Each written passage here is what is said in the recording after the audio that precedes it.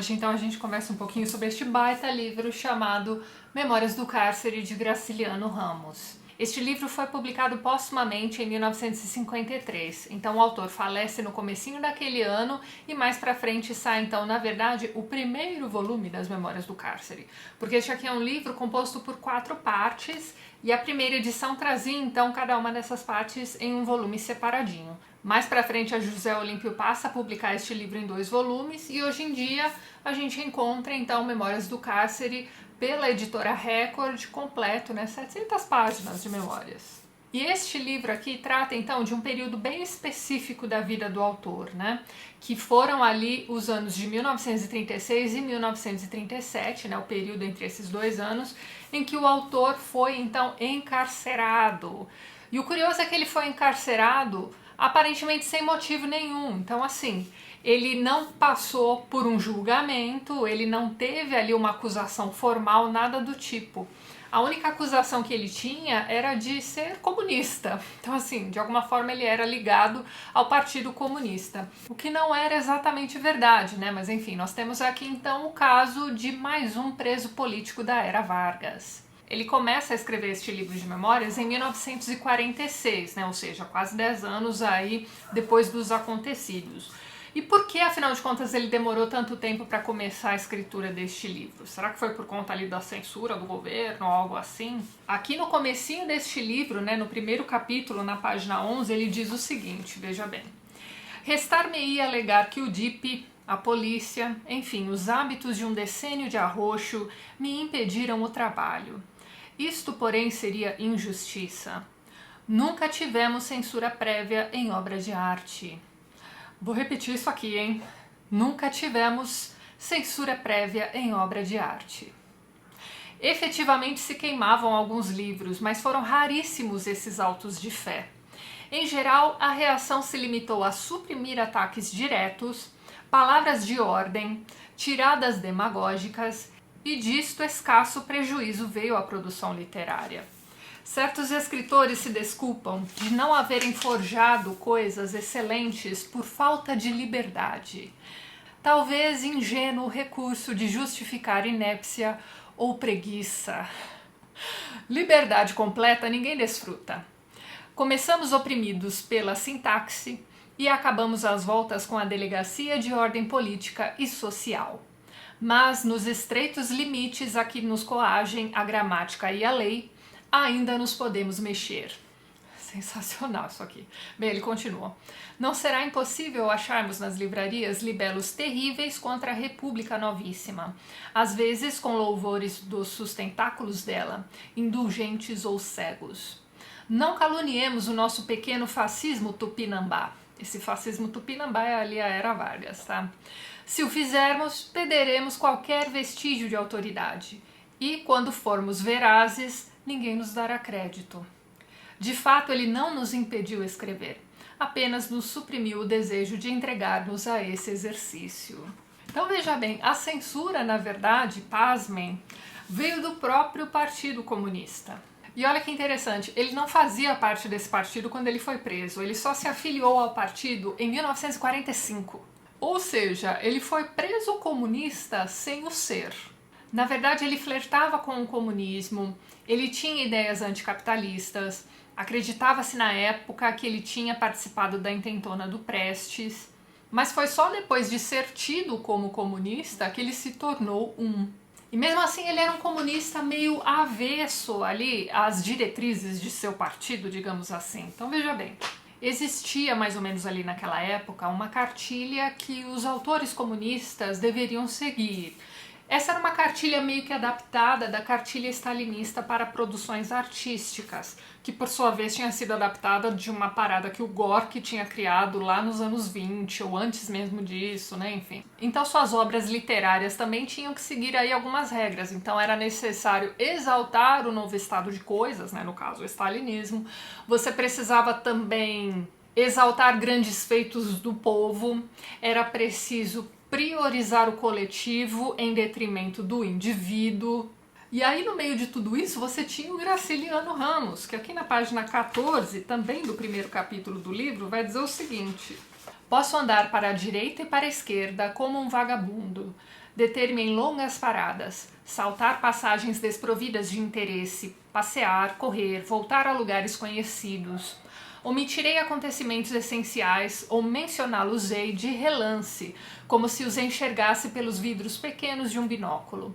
Ampliarei insignificâncias, repeti-las-ei até cansar, se isto me parecer conveniente. Ou seja, o que ele está dizendo aqui? Ele está dizendo o seguinte: vou escrever meu livro do jeito que eu quiser, e ninguém tem nada com isso. Nem o partido. Então veja bem, este aqui é um livro de memórias dele. Olha aí o indivíduo. E aqui ele vai contar experiências pessoais no cárcere e também vai contar ali as histórias de seus companheiros, né, das pessoas que ele foi conhecendo aí ao longo daqueles meses. Portanto, ele escreve este livro aqui passados 10 anos e ele justifica essa demora no primeiro capítulo do livro também. Dentre outros motivos estão ali o fato de que ele se sentia em dívida com os seus companheiros de, cárcere, principalmente aqueles que não conseguiram contar suas histórias, seja porque ficaram pelo caminho ou por não terem oportunidade, enfim. Então ele se sentia em dívida com essas pessoas e também para colocar em prática uma vontade antiga, e ele vai retomar essa vontade antiga aqui ao longo do livro todo praticamente, que era de escrever um livro sobre a alma de um criminoso. Durante o encarceramento ele chegou a escrever bastante, né? Escreveu alguns capítulos, manteve diários e etc, mas tudo isso se perdeu pelo caminho. E aqui no comecinho ele também vai dizer que, no fim das contas, isso foi uma coisa boa, porque senão ele ficaria preso, né? Aquelas datas, aqueles detalhes todos que ele anotou ali, ele teria de ficar voltando o tempo todo e, 10 anos depois, não tendo mais acesso a essas anotações, ele poderia escrever de um jeito mais tranquilo, né? Olhar para trás com um certo distanciamento, enxergar tudo aquilo também de um jeito mais ampliado, né? Enfim. No fim das contas, para ele isso foi uma coisa boa. E é isso, né? Este livro, como eu disse para vocês, é dividido em 4 partes, sendo a primeira delas intitulada Viagens. É aqui então que você vai encontrar esse primeiro capítulo em que ele vai estabelecer ali como foi que ele escreveu, né? Como ele resolveu escrever essas memórias depois de 10 anos. Vai justificar essa demora também, dali a pouco ele vai comentar bastante a respeito do trabalho dele como funcionário público. Ele era funcionário da área da educação, e logo ele emenda, então, uma especulação a respeito do motivo pelo qual ele seria preso. Então, assim, antes de ser preso, ele já sabia que ele seria preso, mas ele não sabia exatamente por quê.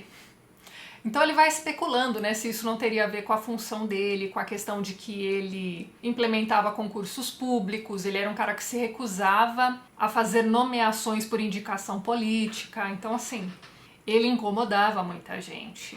Depois disso, finalmente nós temos o encarceramento e aí nós vamos acompanhar aquela confusão dos primeiros dias, ele vai contar tudo aqui nessa primeira parte e logo ele será então transferido para o Rio de Janeiro. Ele vai fazer essa viagem ao Rio de Janeiro de navio, né, com os demais presos políticos também. Essa é uma viagem horrorosa ali dentro daquele navio, ele conta ali bastante detalhes também dessa viagem e aqui ele também conta sobre a dificuldade de escrever e mesmo assim ele tentava escrever, né? Tem um momento aqui em que ele vai contar sobre um padeiro, se eu não me engano, do navio, que acaba se compadecendo daquele jovem todo torto ali em cima de um, sei lá, caixote ali tentando escrever e tudo mais, e esse rapaz então oferece ali seu camarote para que ele escreva. E aí eu vou ler para vocês esse trechinho. Isso está na página 151 desta minha edição. Ele diz o seguinte, ó: e achei-me num cubículo onde havia um beliche, mesa estreita e cadeira. Havia-me em 2 ou 3 dias esquecido completamente desses confortos. Agora podia utilizar móveis, arriar no assento gasto, alongar o braço em cima de uma tábua, escrever direito. A luz que entrava pela vigia às minhas costas iluminava parte do papel. Fechava-me, aturdia-me na composição. O espírito estava lúcido, mas era uma lucidez esquisita. Percebia tipos, ocorrências em fragmentos. Quando se tratava de estabelecer relação, surgiam cortes e atos, falhas alarmantes. Então você está vendo por que para um cara que escrevia, né, nessas circunstâncias e ainda assim conseguia escrever, essa coisa de dizer que não se produzia literatura por falta de liberdade seja ingênuo recurso de justificar inépcia ou preguiça. Enfim, aqui nessa primeira parte também ele vai contando sobre como ele conseguiu, antes de ser encarcerado, entregar para a datilógrafa o manuscrito do Angústia. Só que assim, Graciliano Ramos era um cara conhecido por ser meio obcecado por correções, então uma das grandes angústias dele, né, estando agora encarcerado, era que ele não ia poder mais corrigir aquele texto, e ele queria fazer modificações, enfim, estava ali impossibilitado. E tem esse detalhe também, né, de que quando ele foi preso, ele já era um autor conhecido, né, ele já havia publicado Caetés e São Bernardo.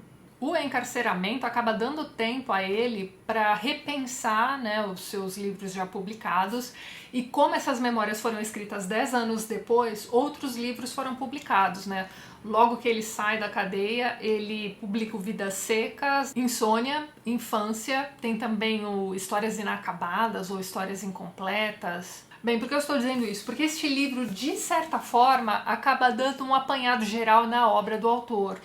Então você vai ler aqui bastante sobre como determinadas figuras que ele conheceu no encarceramento acabaram aparecendo em contos, em seus outros livros. Então isso é bem interessante. Inclusive há quem diga que a releitura da obra completa do autor depois da leitura de Memórias do Cárcere é uma experiência de leitura muito mais completa da obra dele. Enfim, essa é a primeira parte até ele ser transferido para o Rio de Janeiro. Na segunda parte do livro, já no Rio de Janeiro, a segunda parte é intitulada, aqui ó, Pavilhão dos Primários. Então aqui ele conhece também alguns outros presos políticos mais famosos, eu diria, como aquele Rodolfo Guioldi e também o Agildo Barata. Depois do Pavilhão dos Primários, ele vai ser transferido para a colônia correcional, e aí é uma desgraça total. Então, assim, provavelmente a pior... Tudo é muito horrível, mas a pior fase se dá ali na colônia correcional.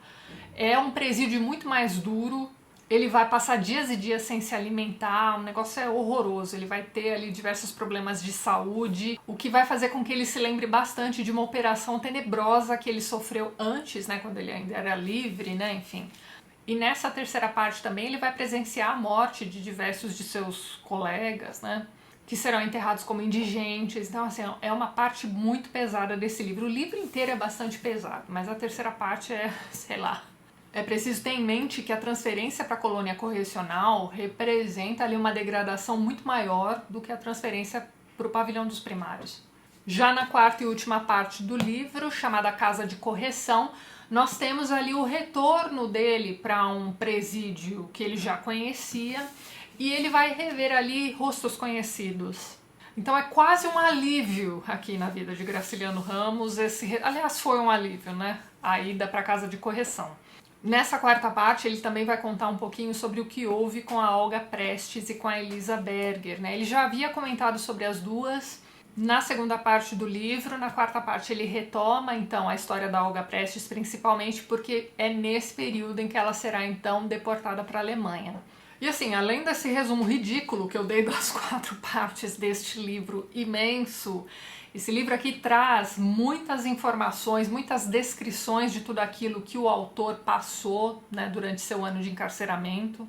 Ele vai contar bastante sobre a situação precária, situações subhumanas, bastante constrangedoras também. Olha, é um livro que é bom a gente dar aquela paradinha de vez em quando e, sei lá, arejar a cabeça com outras coisas mais amenas, porque olha, na parte 2 do livro, né, do Pavilhão dos Primários, tem uma parte que, gente, eu demorei, sei lá, uma semana para pegar o livro de novo, que é aquele momento, acho que vocês que leram devem se lembrar, o momento em que ele vai conversar com um colega dele ali, né, de cela, enfim, um rapaz chamado Chermon. Chermon presenciou ali umas cenas tenebrosas e ele vai contar essa história, então, pro Graciliano Ramos, que vai colocar aqui pra gente. Tanto é que ele vai até chamar essa história do Chermon de Relatório de Chermon. Se você ainda não leu este livro, quando você chegar ao Relatório de Chermon, vocês vão se lembrar de mim. Cara, aquilo acabou comigo. E isso antes mesmo de eu ter chegado ali à colônia correcional, mas enfim. Só que tem um detalhe, nem tudo aqui são desgraças, né? Então você tem alguns alívios, eu diria. Não dá nem pra dizer que é alívio cômico, porque é aquele tipo de coisa que a gente se sente até mal de achar as histórias mais ou menos divertidas aqui em meio a tanta desgraça. Mas tem, por exemplo, ali a história do dia em que ele quebra sem querer o pincel de barbear de um colega dele, com quem ele já não tá se entendendo muito bem. É aquele tipo de pincel que tem o bastão em porcelana, sabe aquilo? Então, ele deixa aquilo ali cair, e aí? Como é que ele vai fazer para repor, né, aquele negócio?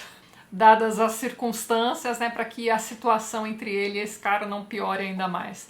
A gente chega a sentir a angústia, de novo, né, do personagem tentando resolver esse problema. E tem também aqui uma questão de praticamente ciúme, eu diria, né, que ele tem do Jorge Amado, né, porque Jorge Amado era um cara muito popular, muito lido, né, e ele não, né. Vou ler um trechinho aqui para vocês da página 470, ele está falando da biblioteca do coletivo, né? Então você tinha ali alguns livros, e aí ele vai dizer o seguinte, olha só.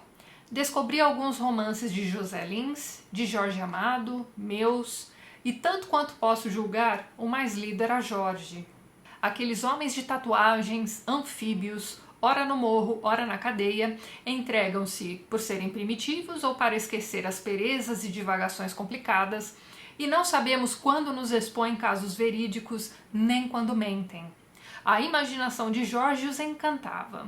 Imaginação viva, tão forte que ele supõe falar a verdade ao narrar-nos existências românticas nos saveiros, nos cais, nas fazendas de cacau. A respeito dos meus livros nada sei, pois nunca vi ninguém pegar um. Então assim, eu tenho pra mim que por conta ali das novelas e minisséries da Globo, o Jorge Amado ainda seja um cara bem mais popular do que Graciliano Ramos, né? Mas enfim.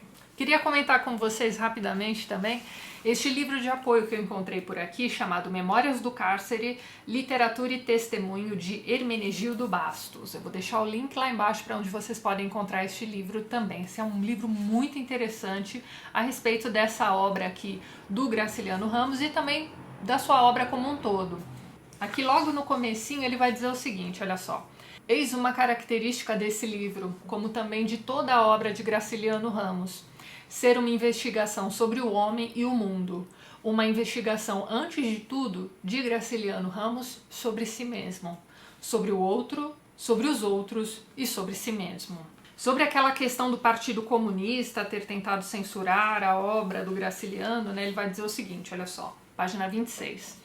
Quanto à tentativa que o PCB fez de censurar as Memórias do Cárcere, sabe-se hoje que ela de fato ocorreu e que foi energicamente repudiada por Graciliano e, após a sua morte, pela família. Filiado ao PCB logo após sair da prisão, Graciliano sempre manteve o distanciamento necessário à construção de uma obra independente e crítica, isto é, autônoma. Então, detalhe aqui. Eu encontrei em alguns lugares a informação de que ele teria entrado para o Partido Comunista em 1945 e o autor deste livro afirma isso aqui, ó, logo após sair da prisão. Então, fato é que ele só se tornou comunista de carteirinha depois de ter saído da prisão, tá certo? Continuando. As suas dificuldades com o partido acentuaram-se a partir de 1948, algum tempo depois de acabada a guerra e já na fase da Guerra Fria. O endurecimento das relações entre os Estados Unidos e a União Soviética, antigos aliados na luta contra o nazifascismo, resultou em uma política cultural maniqueísta que separava os artistas e os intelectuais em dois grupos antagônicos e sem conciliação possível. Os escritores comunistas, segundo a orientação então vigente, deveriam se pautar pela doutrina do realismo socialista, olha só isso, que relegava a arte a segundo plano, estabelecendo o trabalho de conscientização das massas como meta primordial. A Graciliano interessou sempre a literatura como forma superior de testemunho sobre o homem e a história, e como tal, outra não poderia ser a sua reação, a não ser a de repulsa a essa orientação. Para ele, importava produzir uma representação da realidade na perspectiva das massas, mas não fazer da sua literatura um instrumento de doutrinação, o que transformaria o discurso literário em discurso político ou pedagógico.